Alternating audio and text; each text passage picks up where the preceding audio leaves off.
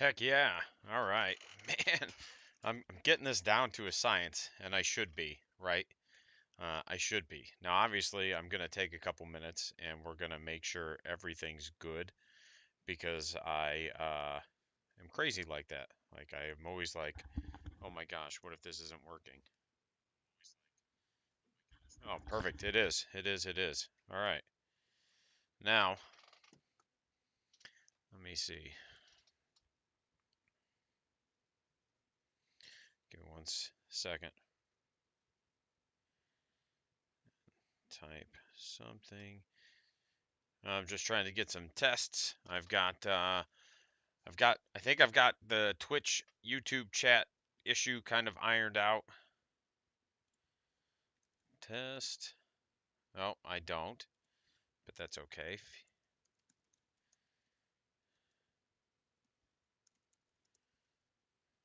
Oh no, I need to log in. I didn't log into the Twitch chat. I'm sorry. Give me a second, everybody.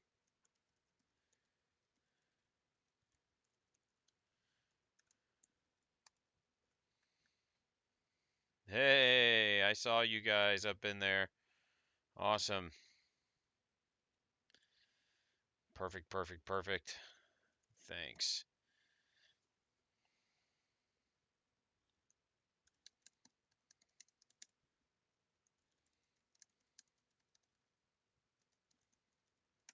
Looks good. Awesome. So I got audio, I got chat, everything's good. I got some new little duders in there. Awesome. So today we are going to talk about Ynnari. I've already done a video on it. So really what we're going to do is we're going to dive into boop, boop, boop, boop. A list. Sorry. I got a little distracted. I do that sometimes. So just so you guys know, I do have timed ads turned on now, so we're going to have scheduled advertisements, so I'll be able to at least give you a heads up that they're coming and, kind of work my streams around them. I think it's going to be better for me, it's going to be better for you. Everybody's going to understand what to expect. Just to give you that heads up, I woke up super early this morning. I think it was like 3 a.m. and I've spent the last 6 hours just like learning. It's been an adventure. So let's see. We got our full size screen. Boop, boop, boop, boop. Yep, perfect. There we go. All right, so we're going to start by digging into Ynnari. Like I said, we already had a video on it. I apologize for the kind of rocky start here today. I am getting a lot of things ironed out. We will have an ad break in about 2 minutes, so I'm not going to dive too deep into it until after the ad break. But what we're going to do is we're going to talk about what I'm bringing. This is going to be our stream game on Thursday. I don't know if I'm going to be playing against Orcs or Chaos Space Marines, but I know it'll be one or the other. Ad revenue is good for you. You are correct, Dan. Man, this is so much easier having both chats on my screen instead of having to monitor Twitch in one source and YouTube in another. I do appreciate the amount of learning I've done today to make my life easier as well. I also have been looking at how I can be an Amazon affiliate and a few other things. So hopefully this all starts kind of gearing towards, having a sustainable income so I can continue to do this stuff that I like doing that helps keep the community going. Yeah, I think it's going to be chaos too. Um, and I'm prepared. We're going to talk about that and why that's going to be a rough one, but maybe orcs. Yeah, yeah. I think it's going to be chaos. I do. Um, chaos is going to be a little bit tougher of a matchup for me, simply because even just the regular Overwatch can be detrimental to any infantry that I have on the table. And if you have played against me, you know that I like my infantry. I play them. I like my bikes, and I do play them. So that is going to be a rough matchup when Chaos are just like, I'm going to Overwatch here, and I'm going to Overwatch here, and I'm going to Overwatch here. Having even just the ability to do it twice and knowing that that Overwatch could just decimate a whole squad is rough. And it is what it is. We're going to kind of talk about how we can mitigate some of that also as we dig into this. Should play more squogs. Yeah. I do need to get the orcs back out. I've got to get my dinosaurs built. We do have an ad coming soon. But I do need to get my dinosaurs built so I can kit bash my Squig Hog boys, get those dino riders going, get some cowboy hats on them and stuff like that. So that's going to be pretty neat. I've got a very bike heavy list that I want to run as well. I've looked at the knobs and they look real good. And there's an ad. Not really sure how that affects everybody because I'm not seeing it from your end. I'm seeing it from mine.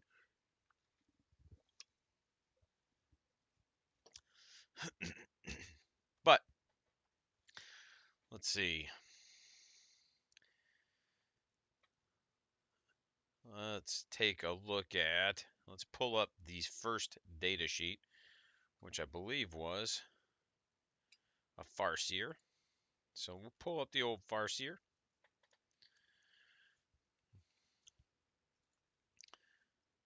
I don't see an ad. I believe you're subscribed, Dan, and I think that affects it. So we're going to start with the Farseer.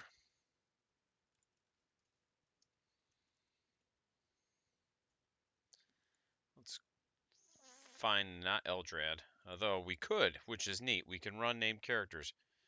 Yeah, see, Matt knows. He knows what's up. All right, so the Farseer, that's going to be the first HQ choice that we take, and it's going to move 7 inches. It's T3, save is 6 plus 4 wounds, so it's just a Farseer. You are special, buddy. You're so special.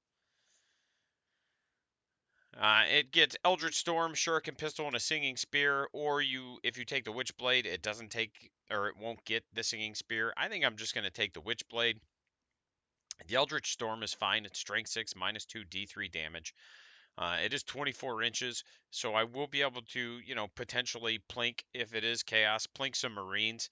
The blast will help because if it's a 5 model unit, I'm still getting a D6 +1. I can't complain.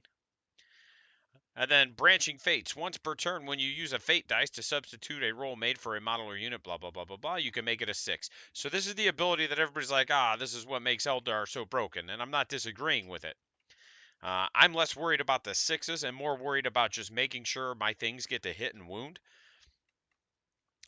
So being able to go, this die is a 6 is less important than being able to go, this die is a hit or a wound, especially when you have things like the Incarn that have very limited number of attacks.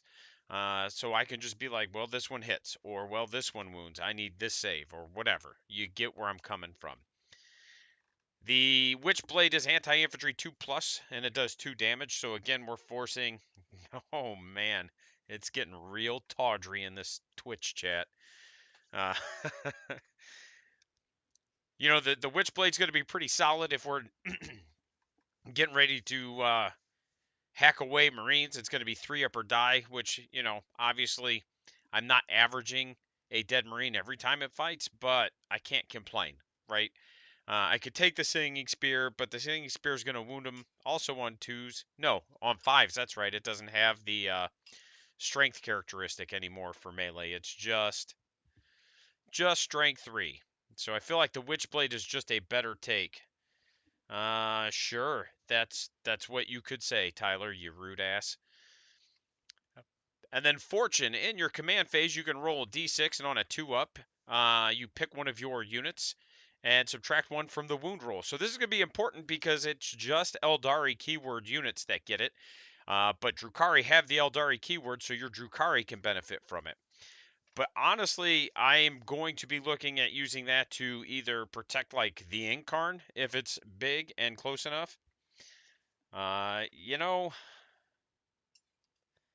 You guys are rude. And you're just jealous because you don't have your own elf armies to play with. That's what it is.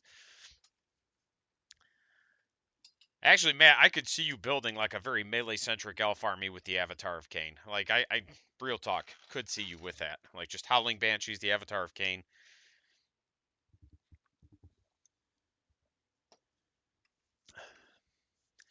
But I can use that -1 to wound to make the Incarn. Let's do it. Uh, -1 to wound. She's, I believe, T10. We'll double check that in a minute.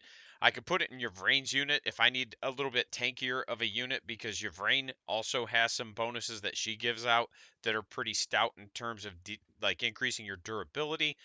Um, on a unit of Quins, it can be pretty good because they have a 4-up invuln. So again, -1 to wound is a pretty strong ability to be able to slap on to to be able to slap onto a unit.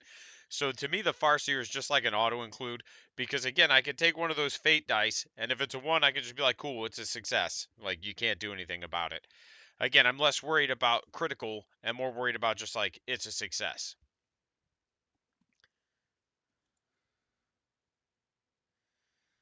All right.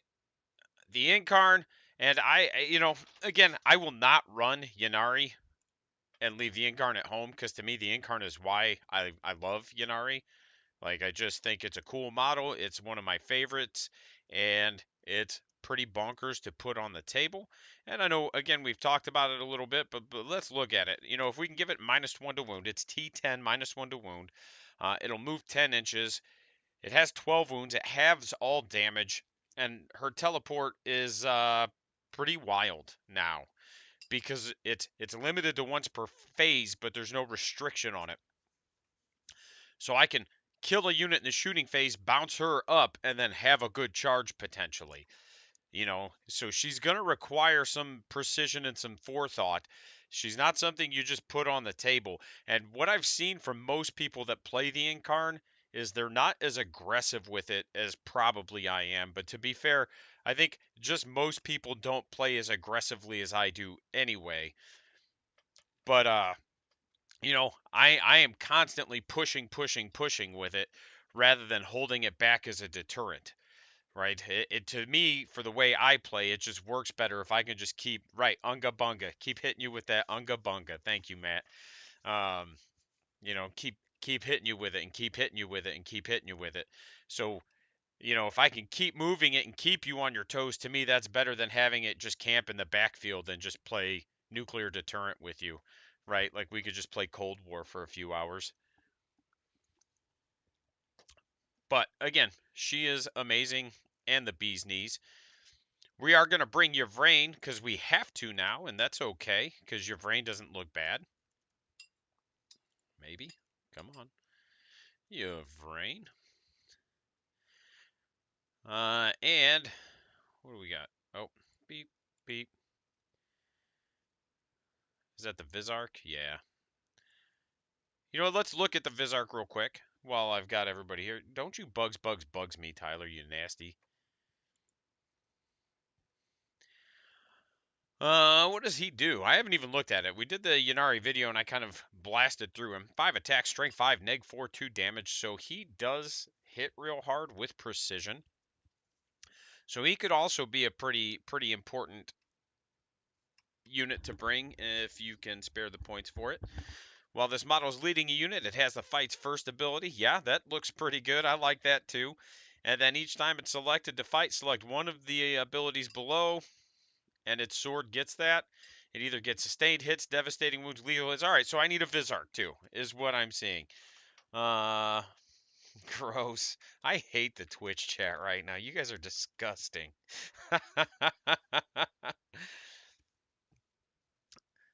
Sustained hits is hilarious. I love it. The fact that I can give it sustained hits or dev wounds or lethal hits. So yeah, I'm gonna want one of these handsome boys also at some point. And he can go into any of this stuff. So it's pretty much the same stuff that what you call it can go into. Yvrain. It's only him that gets it though. That's what I wanted to double check. But he gives the unit fight first, so there's some good utility there. I can get down with it. Yvrain, on the other hand, she moves 8, T3, 4 wounds, 6 up save, 4 up invuln. So again, very standard elf character profile. She has a dev wound, storm of whispers, anti-infantry attack. It's 12 inches, D6 plus 3. And into infantry, it's just a mortal wound gun, right? If you roll a 2 or higher, your opponent's infantry just take mortal wounds.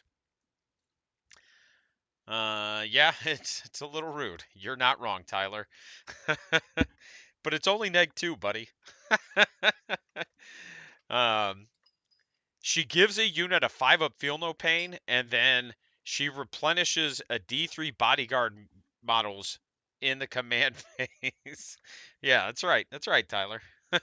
D3 in the command phase on a 2-up. So my thinking is I'm going to put her, I think I've got a unit of Storm Guardians right now that she's going in because the Storm Guardians can take a 5-up invuln, a 5-up feel no pain. I can give them -1 to hit with a strat. I can give them -1 to wound if the Farseer's nearby. So I can just kind of layer some stuff onto the unit to help really keep it on the table. And again, I'm not going to go plant it in the middle of the board with a big flag that says, "Here I am, come get me." But if I can keep my positioning good, again, just like the racks, like they'll stay on the table longer than they should, especially when you consider they're just T3 bodies with like a 4-up save. So it's one of those where if I need to, I can keep it on the table longer than it should be. All right, buddy. We'll see. All right, let's see. So, boop, boop, boop. Set your brain. Yep, unit of Storm Guardians. And that was the only battle line I took from Craft Worlds. And a lot of it's because I just want to bring my Drukhari models and I want to bring them in an army that isn't poopy duty right now. Um, Storm Guardians.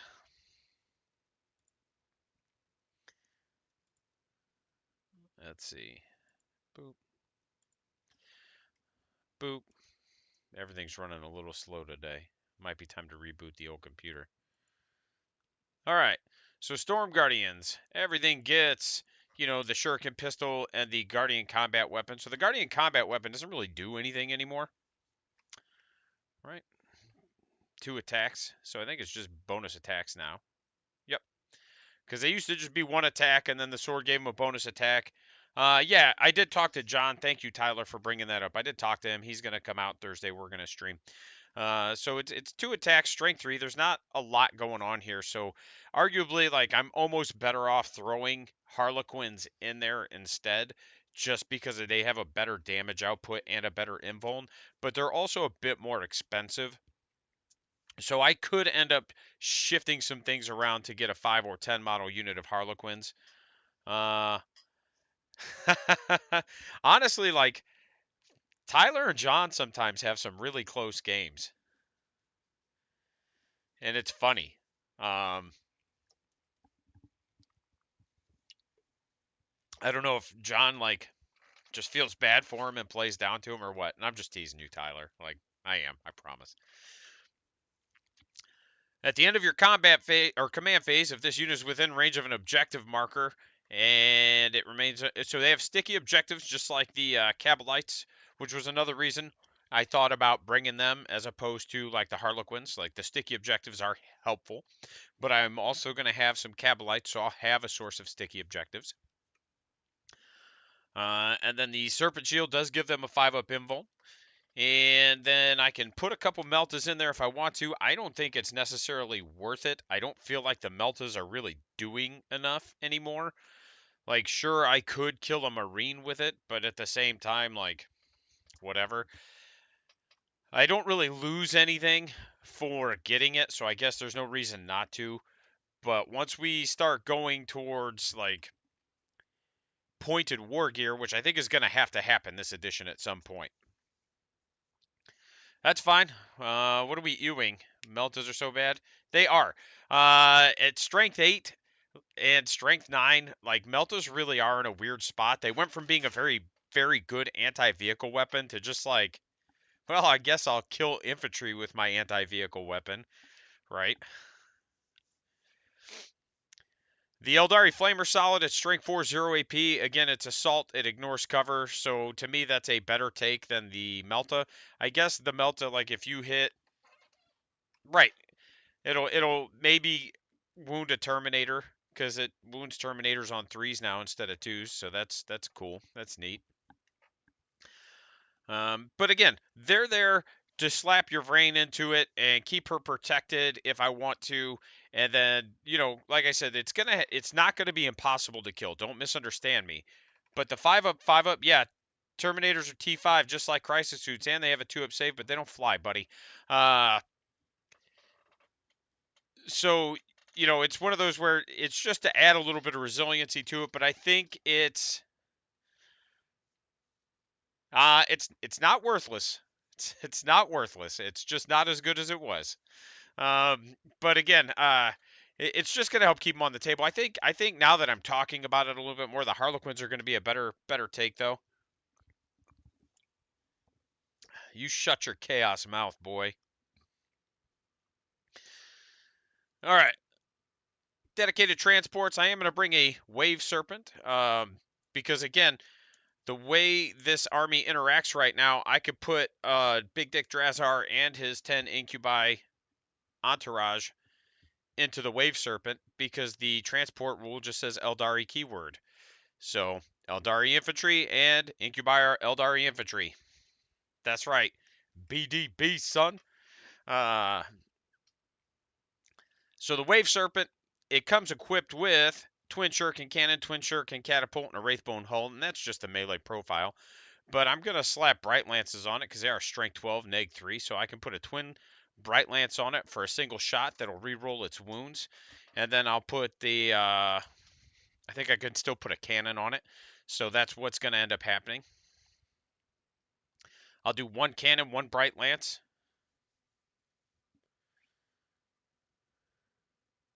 Yeah, oh yeah, I didn't even realize. What does? The Bright Lance? The D6 plus 2? Yeah. The Bright Lances, the Dark Lances, they all like have that D6 plus 2. And then once per game, it can basically like blast its Wave Serpent shield. So this didn't really change. On a 2-up, you pick one enemy unit and they take a D3 mortals and a battle shock test. So I do need to look at the webway gates. I haven't done that yet, but we're not going to do that right now. Dedicated transport. So other data sheets, we are bringing a fire prism. And really, it's just because I need to make sure I have things that can deal with monsters. I don't want to get... Yeah, you got it, Matt. Once per game. It's just like, oh. Sweet. This is going to be my first video that gets demonetized, you asses.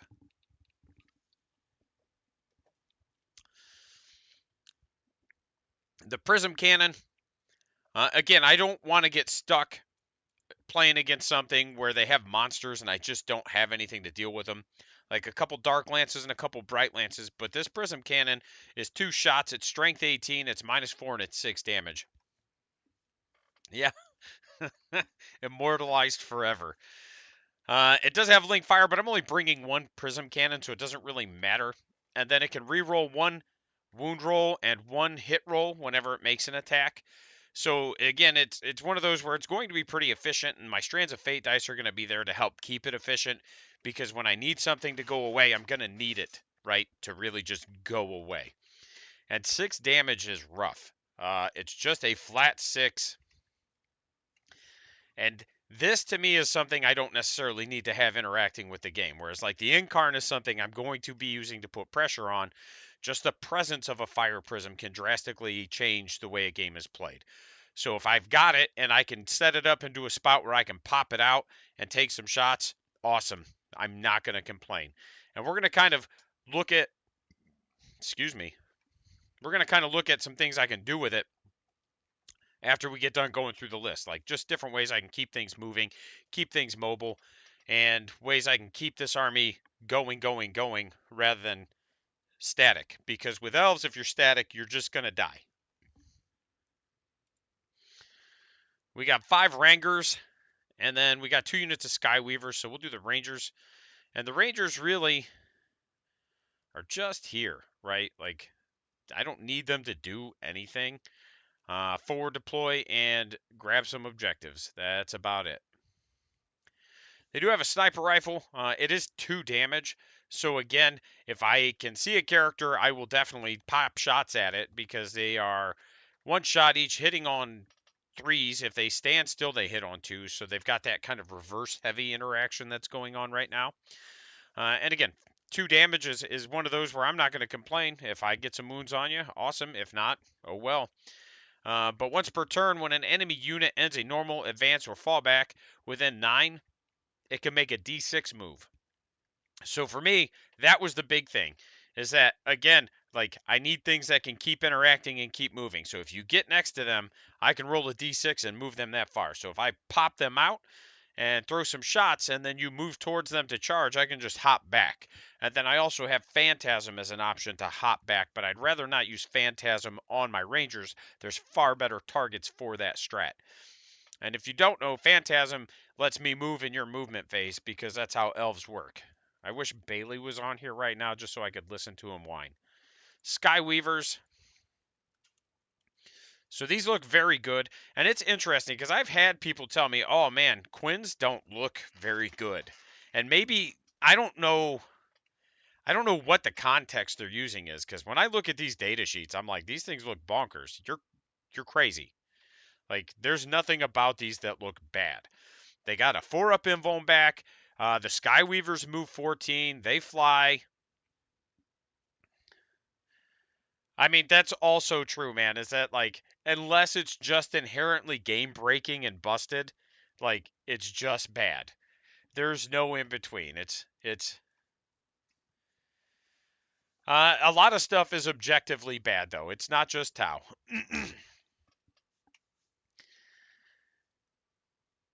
But again, like, what we're looking at is 14-inch movement. It is flying.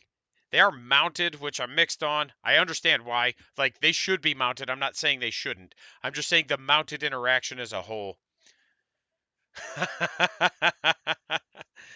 That's fair. That's fair.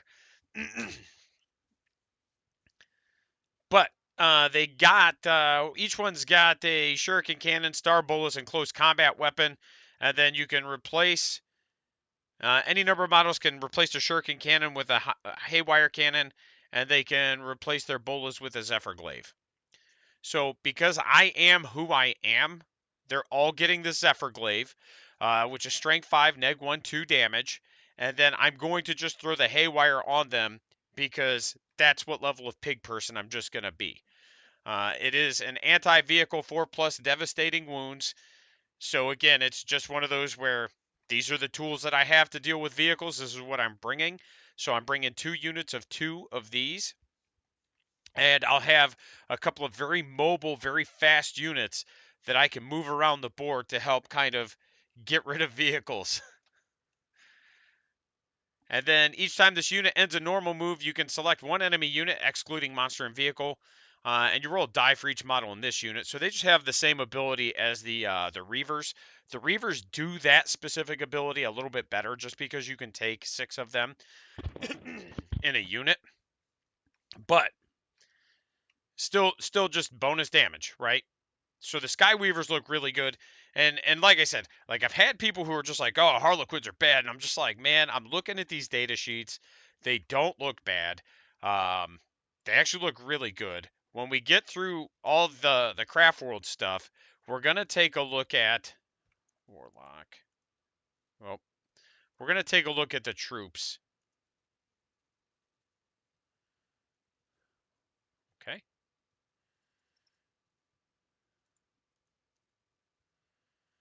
And we'll see how those are. Because the troops also look really good. So I do have one Warlock Conclave. While the Farseer's leading this unit, the whole unit gets -1 to wound. And really, they're here just to be a wound soak for the Farseer rather than me slamming them into a different unit. And again, they're not amazing. They're just models. Like, they're relatively cheap for me to slap into a unit with a Farseer and just give it some ablative wounds with a 4-up invuln. So I can't complain. So troops. Let's pull up these troops. Because this is what I think I'm going to end up bringing. I think I'm dropping the Storm Guardians and bringing the troops. Traps. Traps for days.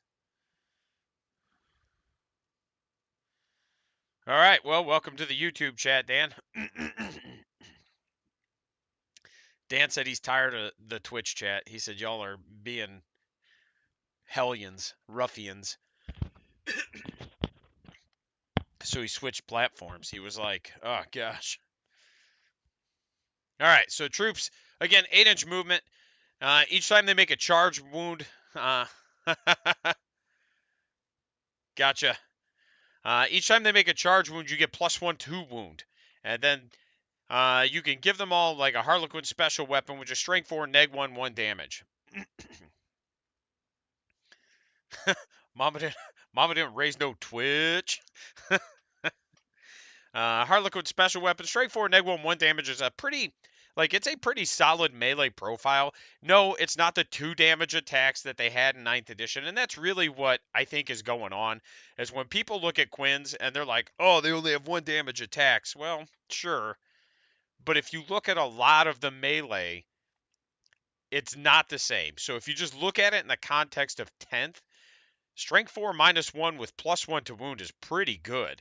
And I can throw a Vizark in there to make them fight first, for example. Like, they have a lot of options there.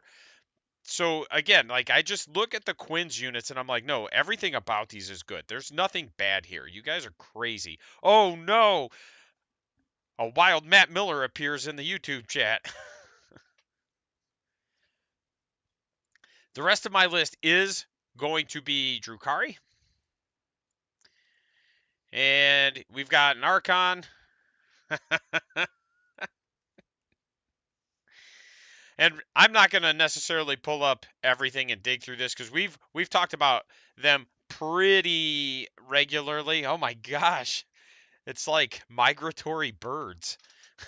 The Archon's in there for a lot of reasons. One, he gives me the ability where I can, yes, Alex, assault pistol. Sorry, I the chat bombs are like killing me. We got an ad coming in about 3 minutes too, guys. If you're still on Twitch, can't speak for YouTube. But the Archon's in there so I can get. What is happening right now? Matt, do you have like a window open on like each monitor right now? Is that what's going on? The Archon gives me the once per game increase a strap by 1 CP ability. Nice, buddy. And to me, that's too good to not bring in this army, right? If I have the ability to do it, I'm going to, especially with so many units having access to spamming like Overwatch. Overwatch by itself can decimate an elf army, especially once we see the Wraith Knights and the Fire Prisms going up. Uh, God, at least one of us is. Once the Wraith Knights go up in points and once the Fire Prisms go up in points and stuff, and people are going to, especially with elf armies, kind of be shoehorned into taking their Aspect Warriors a bit more, things like that. I think you're going to need that kind of protection from the Overwatch, right? It's going to be one of those where it's like, okay, if you're going to just shoot me in my own turn, I'm at least going to force you to spend more resources to do it, and hopefully that'll detract from your efficiency elsewhere. So, Drazar and the Incubi, to me, again, they're really good at what they do. Not that they're amazing, but man, they're one of the better dedicated melee units so far this edition, and they're one of the better dedicated melee units in either of these codexes or indexes. So, especially when you bring Drazar, they just get that much better. And I could put them in a Wave Serpent, which is going to be a little bit better than putting them in a Raider, so that's what I'm going to do. I've got 2 squads of Cabalites, and my plan for them is to break them in half and put them in 2 Venoms. I'll put the special weapons in the Venoms so I can fly around with my Venoms with the Dark Lances and the Blasters and everything else. Like, I have a very mobile gunboat then. And then the other 2 5-mans that'll result with the Splinter Rifles, I'm just going to throw on objectives and let them just kind of camp objectives. Maybe run around the board, grab stuff, interact in that way. We got 30 seconds till the ad starts. Twitch. But yeah, that's kind of the plan for them. Is the guns go in the Venoms, and then the Splinter Rifles go into the other thing on the table. There we go. Words are tough. Only 1 unit of Scourges. And again, it's just so I can get that heat lance, get another high strength, high AP, high damage gun that I can move around. One that's going to be very, very mobile now because of the fact that I can phantasm, I can fire and fade. They move 6 inches after they shoot, right? So they've got a lot of mobility. Let's pull Scourges up real quick, just because I need to check something. Boop, boop. And they can deep strike. I thought they could. I just wanted to double check because something lost it. Hellions. Hellions lost it. Hellions no longer innately deep strike. But that's going to be the list. And we're going to pull up a table here. Give me a second. And we'll talk about some different ways we can do this. I haven't rolled a mission yet. So we're just going to kind of talk through a few things. Let's see what we got. We're not going to pull up a whole mission. We're just going to pull up a board. And which is good because the ad's probably starting, so a good chance some of you are watching an ad anyway. Paint modeling, secondary objectives, rules leaks. Copy, open image, a new tab. Boop, boop, boop, boop. All right. Hey, hey. Yes. And I have 6 minutes of ads, so I'm over here now. It shouldn't be that long. Mobile boat guns? Yes. Mobile. Did I say mobile boat guns? I probably did. It's like giant men the size of rats all over again. Yes, the Venoms with the special weapon, mobile boat Gundam. What is that? All right. All right. So again, uh, if we've got like here, and then we know there's one right about here, and we know there's one right about here, which means we know there's one right about here, and right about here. So if we end up doing like this type of mission, and I'm just doing a quick one, just so I can kind of walk you guys through like some of my thinking. If we can, boop, and boop, and then boop, right? Let's say we get like this type of mission.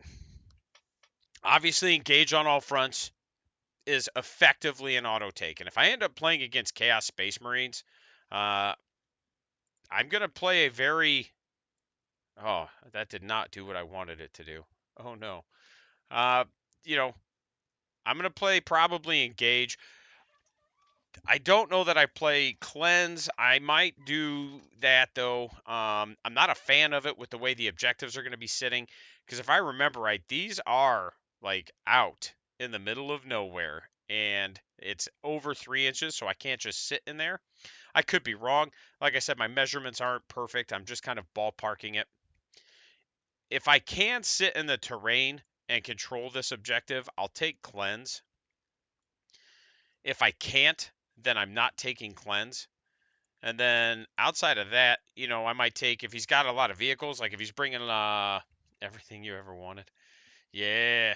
Uh, if he's bringing a bunch of Hell Brutes or Demon Engines, I might take Bring It Down.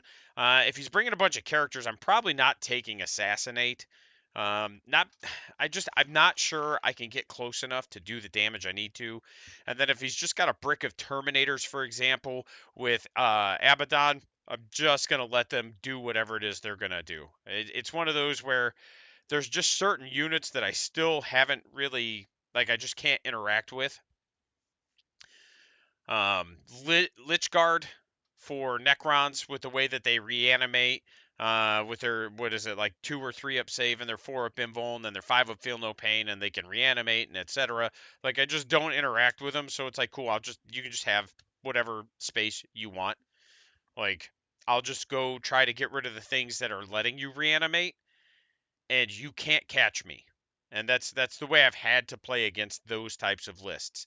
Like if you're bringing these big massive points heavy bricks of units that are just like almost impossible for me to shift, then they can just sit there and I'll try and take out the things that are making them harder to shift.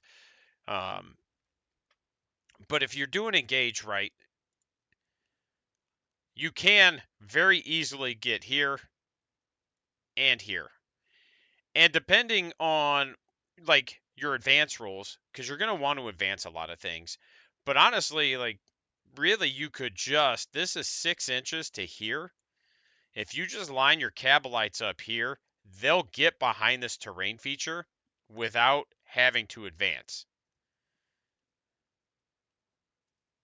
So you can go from here to here without advancing. And if you do advance, it just gives you more space for cover and preps you for the next turn to get towards that objective, right? So you have that option. Over here, however, you're going to be ass to the wind. There's no cover once you get out here. So you have a couple options. You can stop here or you can come all the way out. And it just depends on how your opponent's deployed, what your table setup looks like, etc. If they don't have a lot here, I'm probably going to advance. And then if I have the 2 CP, I might do the strike and fade or whatever it's called so I can move them back here. Because remember, you don't have to be eligible to shoot to do that now. It's just at the end of your shooting phase, you make a normal move. So I can pin them there. But really, I don't even have to do that. I can just hide everything here now because you just have to be 3 inches inside the quarter. And I can just kind of chill there, score points on the first turn, and then see how you interact. Like if I go first, I'm probably chilling and then getting up here. And again, this is just kind of thinking about the fact that I'm probably going to be playing Chaos Marines. I'm not going here at all. I want nothing to do with the middle of the board. He can have it. And I'm probably only sending a single unit here. Like this is probably just going to be Cabalites. And really what may end up happening, and man, put it to, yeah. Really what may end up happening is it may be one where I load here, right? Like just move a bunch of stuff in and see if I can get him to commit this way and then start using my higher mobility to kind of sweep back. Uh, and I've used that kind of feint tactic quite a bit in ninth. I used that actually when we did the league. I hit one of the top Tyranids players actually nationally, and that's actually how I beat him. Was I just committed real hard to one side, caused him to pull his whole army down to that side, and then I just advanced the other way, used my fire and fade with things that didn't advance in order to just like keep moving, keep moving, keep moving. All right, thanks Tyler. I appreciate the heads up, buddy. And that really helped me, right? That helped me just outposition him. Now with the scourges, right? We've got scourges. And like I said, like Overwatch is a thing, so I'm going to have to be careful with my scourges. Because bolt guns in Overwatch will still just make me pick them all up. It's a bold statement, Matt. And again, it's just going to be dependent on what kind of targets I have. But really, it's with Phantasm. What is happening? With Phantasm, I can pop them out here. And I can just leave them on the objective if something that's melee-centric moves, and then I can Phantasm and just hop them back. Like, okay, you can have the objective. That's fine. And really, I could also, like, if I have a melee unit here, or, close by, I can try and move it even just closer. Or even use Phantasm to just kind of move block you. That is the cutest octopus. Squidopus. Octosquid. I can use Phantasm to just kind of try to block you with things also. So if you're coming up this way, I can just like try to roadblock you. And then, okay, now you have to shoot me or charge me. And then if I have things to countercharge, like that's just going to help me. The other thing to keep in mind is the data slate is coming, so we have no idea what changes are going to be here. Hopefully, Overwatch does get some sort of tweak. Matt, why did you just put that in my chat? And that's a thing to think about is, like that's where the Rangers are going to come in handy. What we got for dealing with Termy? uh, all right, Ninja Sticks and YouTube asks, what do we have for dealing with Termy bricks? Loving the content, appreciate it, buddy. Um, so if you're playing just mono Drukari, it's going to largely be dependent on how many bricks of Terminators they have, right? If they just have one big brick of Terminators, you just don't deal with them. Like, you just walk the other direction. You're faster than them. You harass them with your splinter rifles, and then maybe throw a couple dark lances at them. But by and large, they're going to be slower than you. And your best bet, if it's only one unit, is to just give them whatever ground they're taking and go around. So a good example of that is, let's say your opponent has a brick of Terminators, and they're just like, I'm going to plant them right here in the middle of the board. Cool, man. You can have the middle of the board. I'm going to start working around the flanks, and then I'm going to try and squeeze in on you from the outside. And that's generally how I approach it. Now, obviously, if it's an all Terminator army, you can't really interact in that way. And at that point, I'm going to try to pick secondaries that are going to be as uninteractive as possible. And then I'm going to probably lean on some of my dedicated melee units to just do as much damage as possible. Now, again, like I've talked about how witches are kind of poopy, but if you put Lilith in them, Lilith will give them +1 strength, which won't matter as much into Terminators, but Lilith also just has anti-infantry 2, so she by herself will do a lot of damage to Terminators because she's going to hit on 2s, she's going to wound on 2s, you can re-roll her hit rolls, and then her hit rolls of 6 explode twice. So and that's actually how I ended up when I played that Necron guy who was just spamming reanimations. That's what I ended up sending into his Lich Guard, and it took 2 combat phases, but she just ate them all up. So shooting wise, if you're going to shoot at them, I think your best bet is going to either be I'm trying to think, like a Talos won't be bad. But if you're going to shoot at the Terminators with the Talos, you're just going to be fishing for 6s with your Haywires. Because then it's like, okay, if I get a 6, you're just picking up a Terminator and I'm not dealing with it. So, again, that's kind of where I see it as right now. You can just shoot them with splinter rifles and force a bunch of 2-up saves on them too. We have a saying in our play group, and that saying is, hey, you can't make them all. And it's very true, right? If I throw enough 2-up saves on your Terminators, you will eventually start failing those 2-up saves. But ultimately, buddy, like I was saying, if it's just one unit, I just avoid them. I just give them whatever ground they're taking, and then I try to go around them. Because with elves, we're generally going to be faster. Just keep in mind, if they are playing Loyalist Marines, they will get a once per game advance and charge, and that's going to make them a little bit faster than you think, or a little bit faster than you realize, because they're just going to come run straight at you at that point. I don't know if that answered your question, Ninja Sticks, but hopefully it does. That's going to be that is how I would approach them, depending on if it was like a lot of them or just a unit of them. Again, if I end up playing Chaos Space Marines, that's exactly what my plan is, because I'm 99% sure there's going to be a brick of Terminators and they're going to have Abaddon, and I'm just going to be like, okay, these guys are going to do whatever they want to do. I'll deal with them last because they're not going to catch me.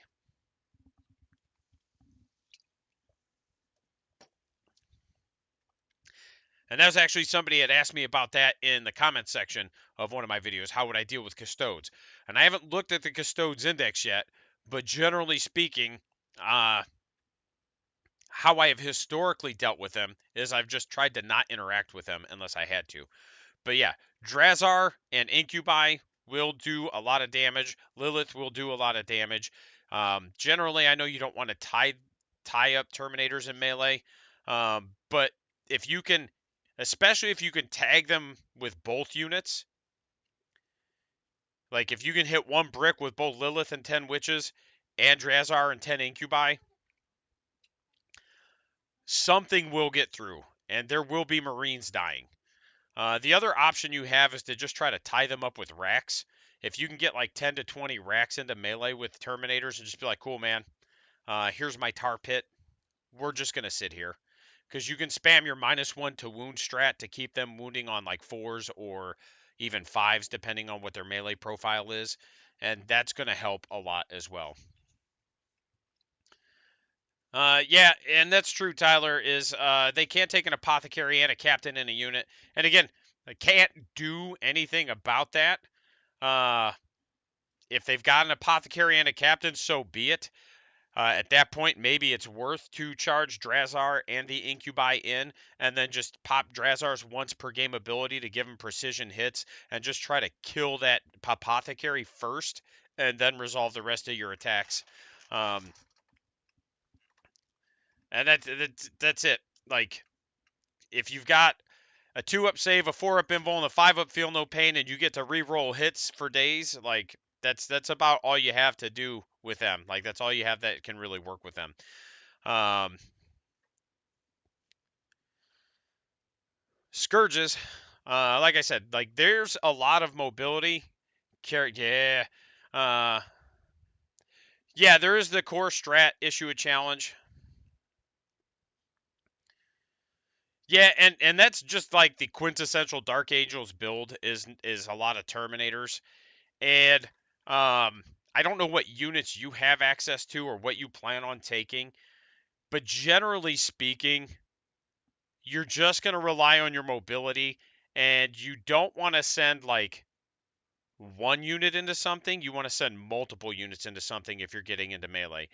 And if your opponent has the ability to interrupt, you're going to want to really pick your targets very carefully. And like I said, if you have racks, like that might be the first thing you send in is just like a couple units of racks or a unit of racks and a unit of witches with nothing, or even just a unit of cabalites with nothing. And it's like, okay, we're just going to tie you up first and then see where that goes.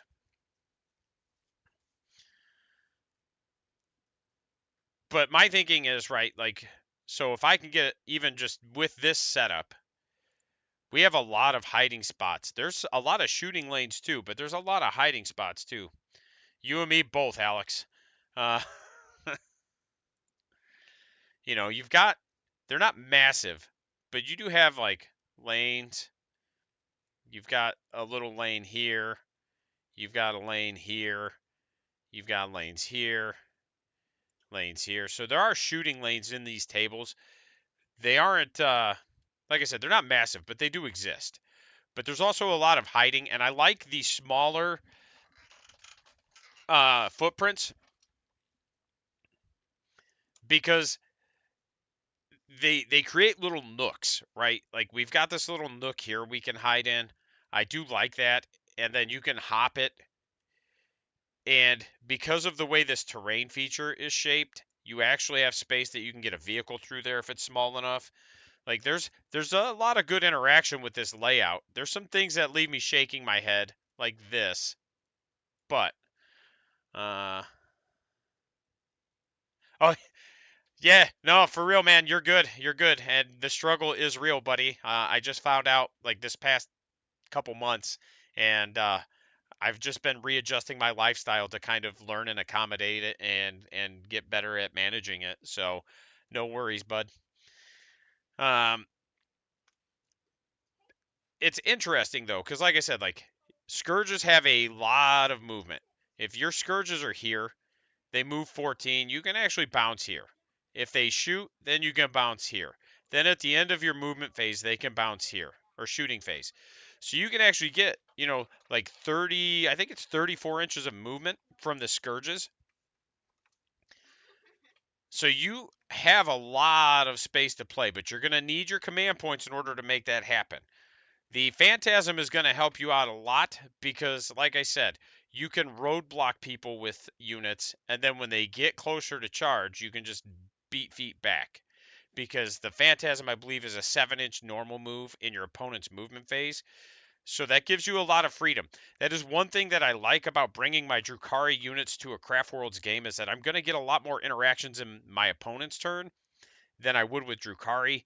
And it's going to it's weird because Drukhari strats are not very good, save for one or two. You need craters, Tyler. And actually, that's not a bad idea. Uh, Speaking of getting derailed, is dropping like a couple of craters in these real big gaps because they don't block line of sight. So they give you a place to get cover on your way to things. Behind enemy lines is another one that I would consider taking on this board simply because, and this, again, assuming I play fixed objectives, because of the interaction I just said, I can advance my Scourges and still shoot because they have assault weapons. I get here and then move another 6. And then if I have the 2 CP, I can bounce them back here and I can pin them in different corners. I have a lot of space that I can play with them. And that's the other thing too is that you need to be looking at do your weapons have assault?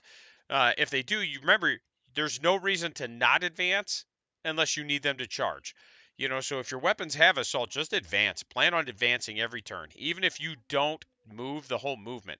Just plan on advancing every turn, because one of these times you're going to advance them, you're going to get that 6, and you're going to be able to go like, oh crap, I can go a lot farther than I needed to, and then I still have all these different ways that I get to interact and still move. The other thing to keep in mind is that with Scourges especially, they can come out of deep strike, and you can pop them down right here, shoot something, and then 6-inch move back behind the wall. Because the way it works is you can't move in the same phase that they came out of deep strike, not the same turn. So that's a big change from 9th to 10th. So your Scourges, as long as they don't get overwatched off the table, you're going to have a lot of tools in your toolbox to help protect them.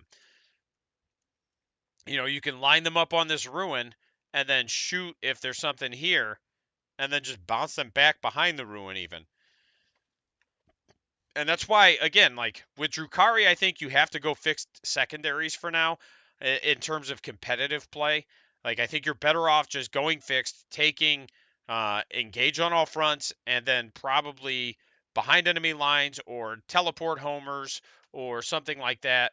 Because, again, you can, if you've got racks, you can just move them right there.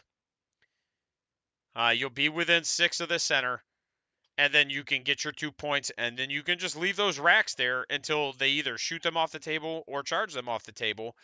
But while your racks are there, because they're a cheap unit, or even just a 5-mana Cabalites because you combat squatted. Thanks, Tyler. You could be slowly working some of your other units around to get the one in the deployment zone for the extra points. Again, you can, if you've got Scourges, bounce them in there, and then as long as your opponent doesn't kill them, right? Like you have a unit in their deployment zone, you can behind enemy lines, you can teleport homers. Those are going to be, in my opinion, like your best interactions. Teleport homers, cleanse, behind enemy lines. Man, imagine having an army that could table people in 2 turns for a whole edition, though. Ah, and actually, really 2 editions. Like 8th edition, they had no problems tabling people either. You just wait till the data slate comes out. Stuff will kind of tone down. And I remember Drukhari also after the aircraft nerf and how they slowed down, and then the Talos nerf. Like it'll all even out once the data slate comes out. It might not be this first one, but within the first 2, everything will kind of even out. Um,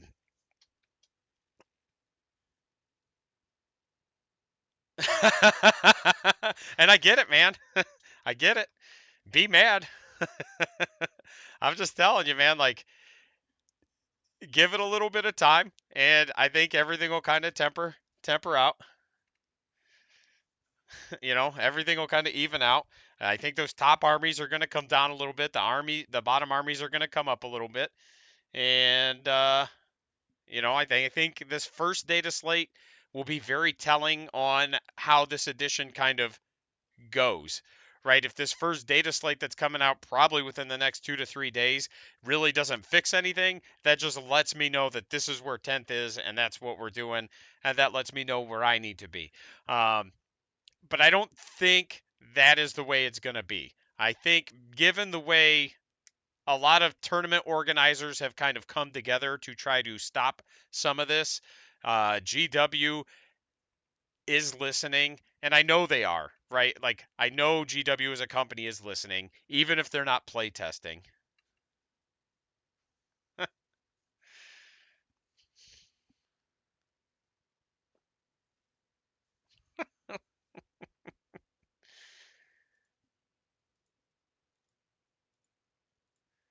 But I think those are nope. It's a tour of the full moon, Matt.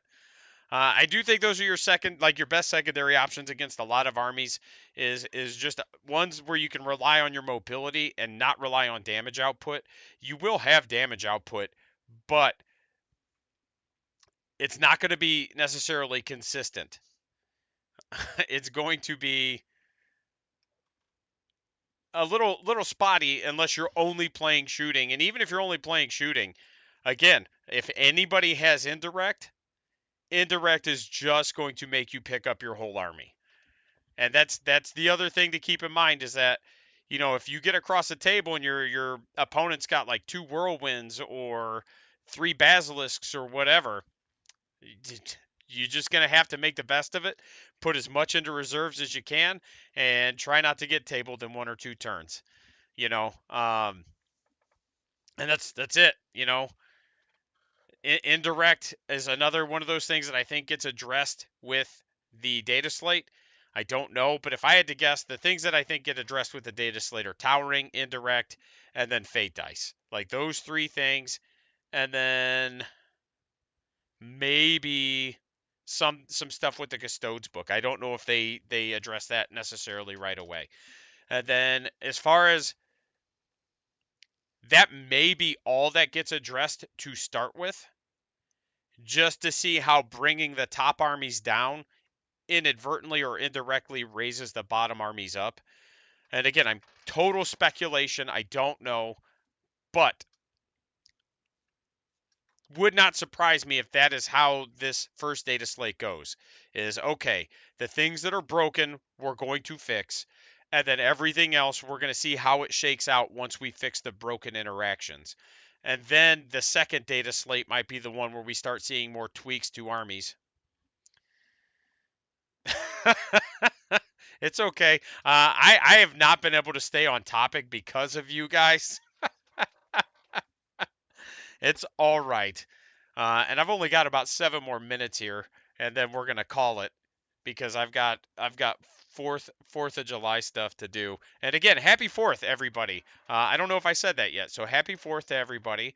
Thanks for hanging out for a bit. Go have yourselves a wonderful day, cookouts, fireworks, do all that stuff. Go celebrate Freedom Day. I look tiny. I'm so tiny. Ah, I'm falling. I'm falling. I am not. I mean, we're going to like a barbecue. Yeah, it was definitely the angle, and because I was rocking back in my chair, and it also just is why I decided to be an idiot and just do that.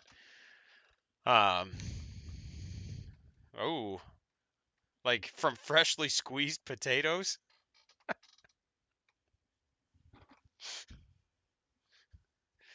I hate you guys.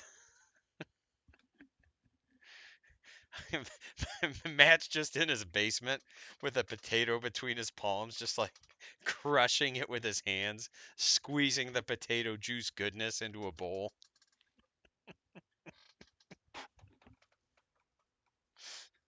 I don't know.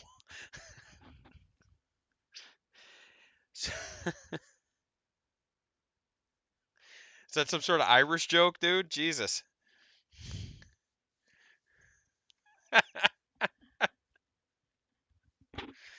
A little rude.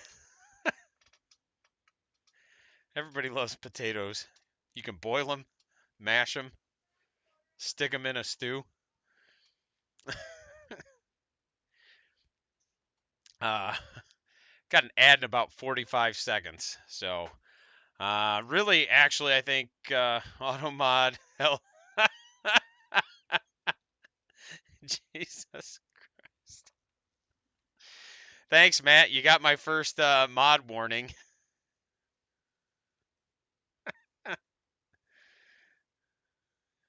Oh my gosh. Anyway.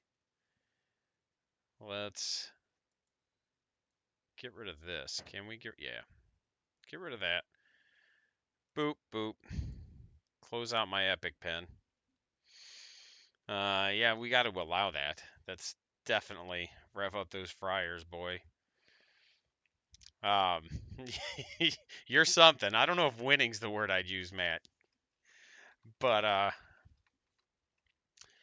wow, what an adventure we've had today.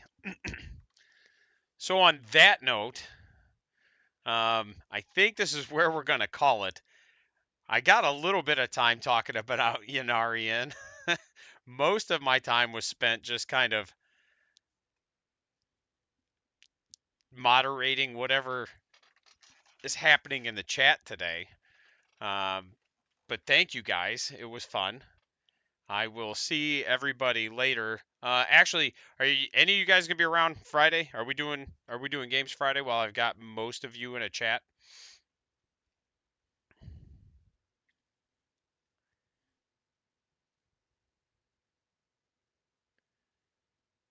Not I. Well, yeah, that's fair. You coming up for the tournament at the end of the month, Matt?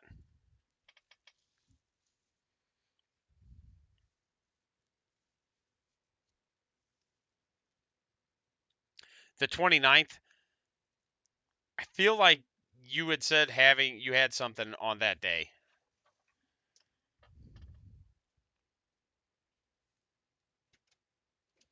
Hell yeah. Are you bringing your dwarves, Alex, or are you bringing your Tau? Or are you bringing both?